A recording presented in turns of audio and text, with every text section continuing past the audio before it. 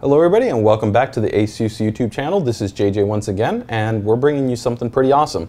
If you guys already checked out our GTX660 Ti DirectCU II overview, we're bringing you now the performance summary. So in this performance summary, we're going to be talking a bit about the performance expectations of what you're going to be getting out of a GeForce GTX 660 Ti, and we're also going to be taking a look at SLI scaling. As always, the Kepler architecture is bringing performance and efficiency to the table, and definitely in this card that doesn't change, and the performance is quite impressive. So with that, we're going to be taking a look at single card, two-way, and three-way SLI configurations, as well as actually going to give you a little bit of context. And for you guys that are considering an upgrade from older generational mid-range cards like the GTX 560, GTX 460, and even the GTX 260, we're going to give you some outliers in terms of what's the performance expectation you can see coming from those cards to a single GTX 660. So with that, let's go ahead and actually take a look at our test bed. So we're going to just quickly detail to you what we have here in terms of the test bed for this performance overview. So we're actually utilizing our three-way Z77 ROG series motherboard. So this is going to be the Maximus 5 Extreme. Of course, powering that's going to be a 3770K in terms of the CPU, a Core i7. We've got 4 DIMMs on here, so that's Corsair's Dominator GTX series memory, 8GB DIMMs, 1866 in terms of the frequency. We've got a 1200 watt AX, so this is Gold series, 90% power efficiency, 1200 watt Corsair series power supply. It's a fantastic unit. I will make a note that we're going to be talking a little bit about power consumption because Kepler is outstanding in terms of the power efficiency it's providing relative to the performance of the card. And that actually even within three-way configurations, we weren't even breaking 550 watts. And I've actually already done testing on a Corsair AX 850 watt and it ran the process entirely fine. This is just kind of what we had at hand in terms of utilizing it, and it will definitely be able to take care of the system of plumb, but just kind of keep that in mind that definitely you don't need even a highest level wattage power supply, just a good quality series power supply like these AX series. We got 2 Corsair Force GT 120GB SATA 6G SSDs in a RAID 0 configuration, and then we do have our upcoming PA Series 2560 by 1440 series panel.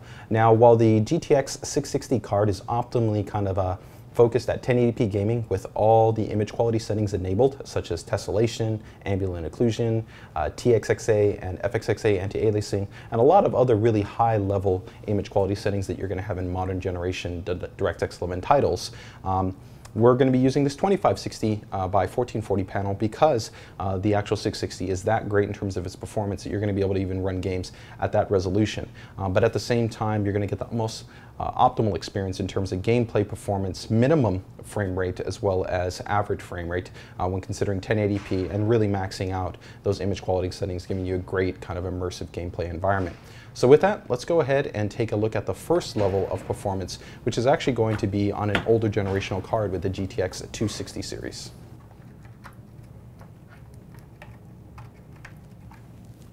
Okay guys, normally here we'd actually be showing you a little bit of the actual performance of the card, but what you can see there is actually an error sign, and that's sadly because while the GTX 260 is still actually a very solid part and can play a number of games on the market, especially with the continued work on the GeForce drivers that are released by NVIDIA, it doesn't support DirectX 11, and we are currently using Alien vs Predator, which supports DirectX 11, ambient occlusion, tessellation, and a number of actually DX11 technologies to really bring out the best image quality. So sadly, GTX 260 is not even going to be able to put actually any performance numbers in our overall comparison in terms of the GTX 60 series cards that we're going to be taking a look at here today. So with that, let's go ahead and step over to the next card, the GTX 460.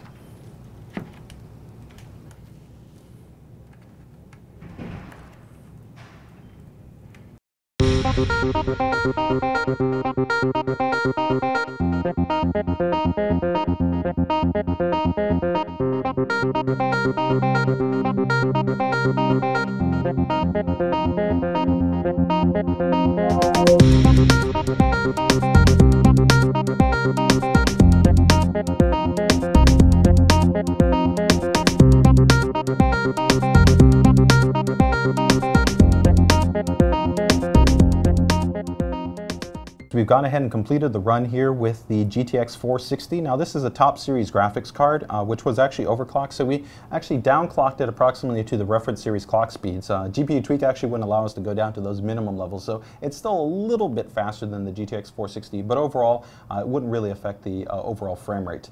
Now this card is still a fantastic series card, supports a lot of the key technologies that are in this game engine. And you can see is able to play it, but definitely when we're considering that it's at 2560 by 1440, and we have some of those advanced technologies enabled, such as soft shadows and high level of anthroposcopic filtering, as well as tessellation and different things like that that you can see notated in the settings. The performance is just not up to par in terms of giving you a fluid level of gameplay.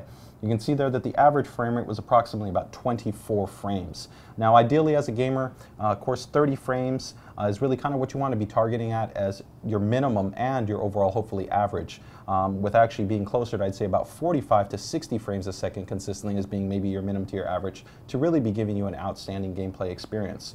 So with that, we're going to go ahead and go to the next card, which is going to be the GTX 560 Ti.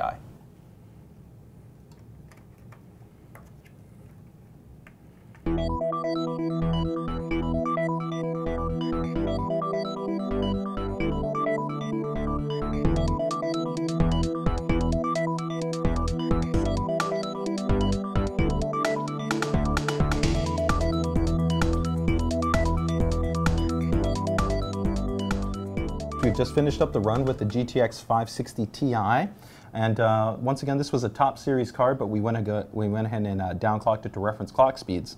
And the 560 was a considerable jump up in terms of the previous part that we were running in terms of the GTX 460. It was already the refined generation of Fermi architecture, but as you can see, definitely while this was a great card, and it's still actually a very good card when considering 1680 by 1050 and even 1080p based gaming, especially as you start to add in those higher level effects and we really increase anti-aliasing and go to higher resolutions, you can see that the card is a little bit limited in terms of its performance. So here at 2560 by 1440, the same corresponding image settings, we can see that we only peaked out at a little bit over 30 frames, 31.1 frames. Now another point of consideration is actually the peak temperature. So the peak temperature on this card is actually going to be pretty close to the 660 Ti, but 660 Ti is actually going to be actually an overclocked frequency, and the great thing about it is you also have additional power efficiency. So this card peaked at about 69 to 70 frames, 69 to 70 C in terms of the temperature. And then in terms of power consumption, we peaked around between about 250 to about 265 watts in terms of the power consumption during gameplay. And this is something you want to be conscientious of when we take a look at actually the single GTX 660 Ti and see not only the level of performance that it offers, but also how much power it's going to be consuming. So with that, let's go ahead and take a look at a single card performance for a GTX 660 Ti.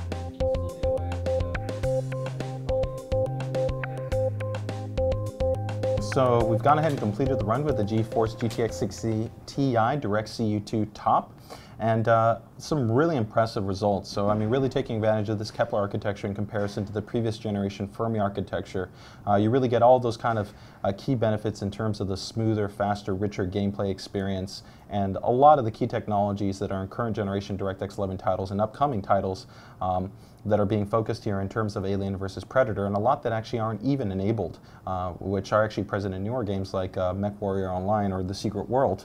But that being noted, take a look at the performance that we have here. We have a considerable increase with our overall average frame rate being at 50 frames approximately. Now here we do have the top skew, so it's a little bit higher than by default, but you would still see a sizable increase in terms of the frame rate.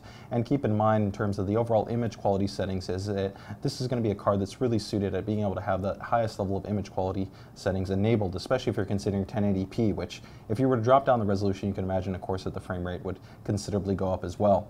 And that being noted, two other things to take into consideration is that when we referenced it against the 560 part, 560 essentially was running at the same temperatures at a lower clock speed. Here we're running actually at about the same temperatures, a 70C, but at the overclock speed. So it actually would even be running cooler than the 560 Ti reference clock if we were to downclock this to the actual reference clock speeds. In addition to that, our package power draw didn't hit actually over 225 watts, while previously, of course, you saw that we got up to about 265 watts on the GTX 560 Ti. So overall, a really outstanding part in terms of its performance that it offers, not only in terms of frame rate, but in terms of power efficiency. So from there, let's go ahead and keep actually stepping up in terms of the performance expectations that we're going to be able to have with the GTX 660 Ti, and we're going to go over to two-way SLI.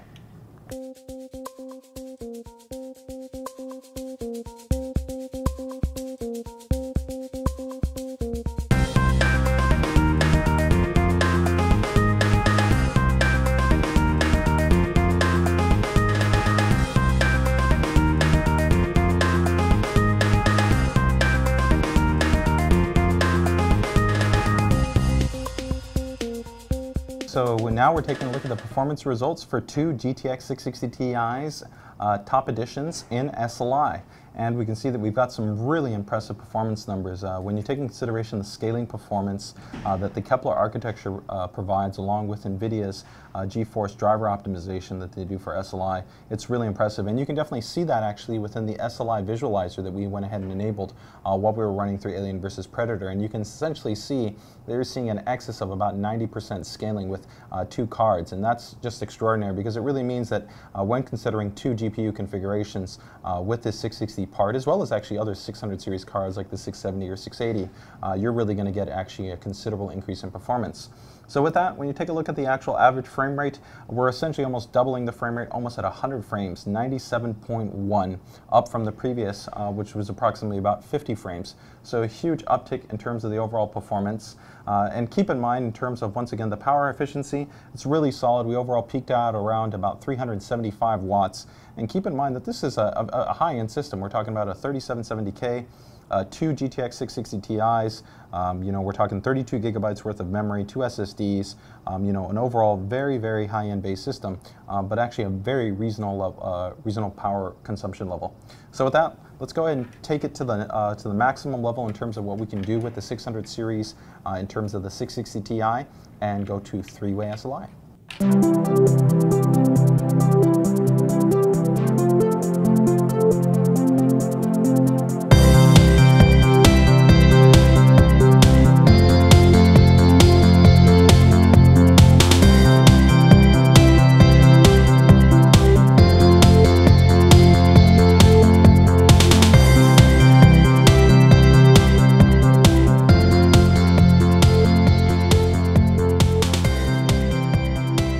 Okay guys, here we're going to round it off and finish it off in terms of our SLI scaling showcase with Alien vs. Predator at 2560 by 1440 with three-way SLI with three GTX 660 Ti's DirectCU II top series graphics cards. And we ended up with some pretty awesome results here. So at the top end, we're looking at approximately about 140 frames in terms of our average frame rate. A nice uptick once again of the previous frame rate that we had, which was approximately almost about 100 frames, more or less. So of course, keep in mind that in multi-GPU configurations, especially with the boost-based technology that we have, while we're adding a huge amount of efficiency and scaling potential with our DIGI+ power design, our SAP power componentry, and then of course our DirectCU II heatsink and fan assembly, all really giving you that best out-of-box experience in terms of GPU boost and overclocking potential, that your airflow environment inside your chassis is also going to help to dictate what level of boost frequency you're going to be seeing. As we noted in our overview video, in many situations we're going to be really exceeding the actual core boost value that's going to be offered as the base clock. As we talked about here, well, our top series is set at a boost clock of about 1137. In many situations, it's actually getting much closer to about 1175 to about 1190, so offering you even a higher increase in frame rate. But overall, some really impressive numbers when we talk about three-way SLI, and then throwing it at high resolution 2560 gaming. And even at these frame rates, you could even consider actually throwing in 3D, which normally, of course, would half your frame rate. But even at half this, we would still have a really smooth level of performance, and then we would be able to add in, of course, the 3D element in terms of the experience that you have. Now keep in mind, in terms of the overall experience for 3D based gaming, that is definitely an option here on the 600 series cards. Our current 3D panels are limited to only a 1080p resolution, so you'd actually be having some really nice frame rate while taking advantage of that 3D image quality and experience. There's actually one more thing that we want to show you, and this is a really cool feature that we have on our Z77 series of motherboards, including, of course, all the ROG models in terms of the Maximus 5 series. There's a very cool piece of hardware and software tech that's implemented on the boards that's called Lucid Logic's Virtual MVP. And as we're showing off an awesome card here in the GTX660 Ti, which most of you guys are going to be considering to actually put into your system, you're only going to probably be using one single graphics card. And when utilizing Lucid Logic's Virtual MVP, you can actually really enhance the performance as well as actually add improved visual fidelity by removing actually tearing artifacts that you normally wouldn't be able to resolve without enabling vertical sync. But as some of you guys might know, when you enable vertical sync, if your frame rate drops underneath the refresh rate of the monitor, then it's actually going to continue to drop down the frame rate based off of the values that are supported by the monitor. So let's say 60, 30, 15, and that can be a big impact on the gameplay experience. So what we're going to do is we're actually just going to show you a benchmark here in terms of Street Fighter, and we're going to show it to you running directly on the GTX660, which is going to play it outstanding, but we're also going to give you a little bit of a visual representation in terms of the performance expectation that you're going to see running the card by itself without the Lucid Logic's Virtual MVP software, and then running it one more time with Lucid Logic's Virtual MVP. Both taking advantage of what we call the high performance technology as well as virtual VSync. So let's check that out.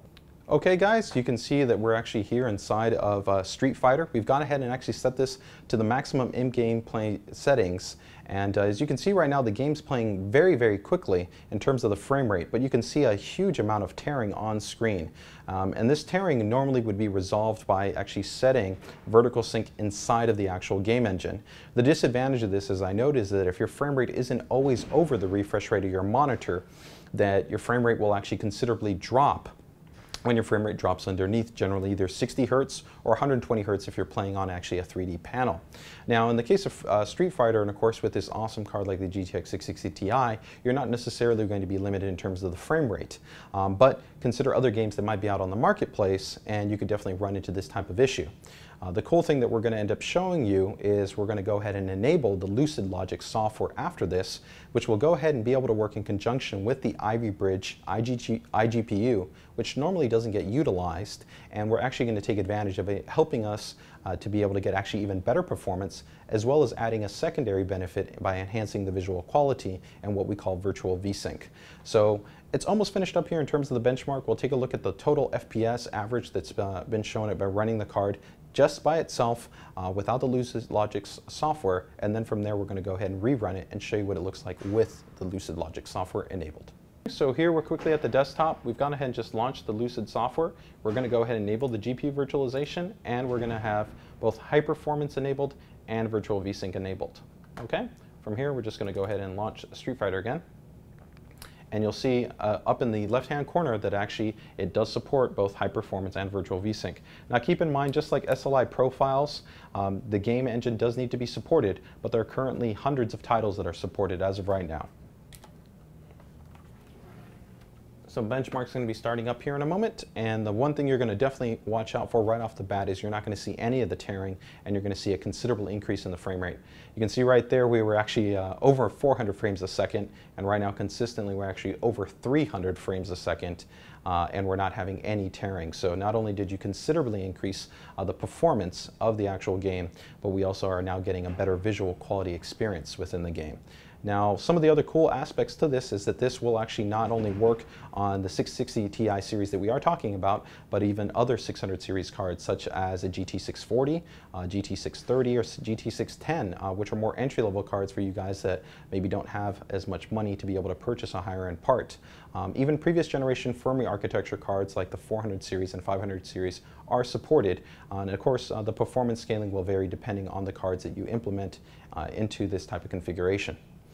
So with that, it's almost finishing it up here, which you can see it's finished up the benchmark in a considerably shorter period of time just due to the increase in performance. So we're going to see what we're getting now with the Lucid Logic software in total comparison, average frame rate versus without having it enabled. Okay, and we can see that our total average frame rate is considerably higher at 306 frames. So overall, really impressive in terms of what you can do with this piece of software that is featured on all our Z77 series of motherboards. So something to be watch out for, especially if you're a gamer. A lot of different titles out there supported, from Battlefield 3 to Diablo 3, StarCraft, and a whole bunch of other games. And if you're interested, check it out at Lucid Logic's website. So with that, let's go ahead and wrap things up. So wrapping things up here, we've given you a performance preview for the GTX 660 Ti series graphics card, and specifically our full non-reference card featuring our DirectCU II heatsink and fan assembly design, our DIGI+Power architecture, and SAP power components. And overall, I think definitely the performance numbers speak for themselves.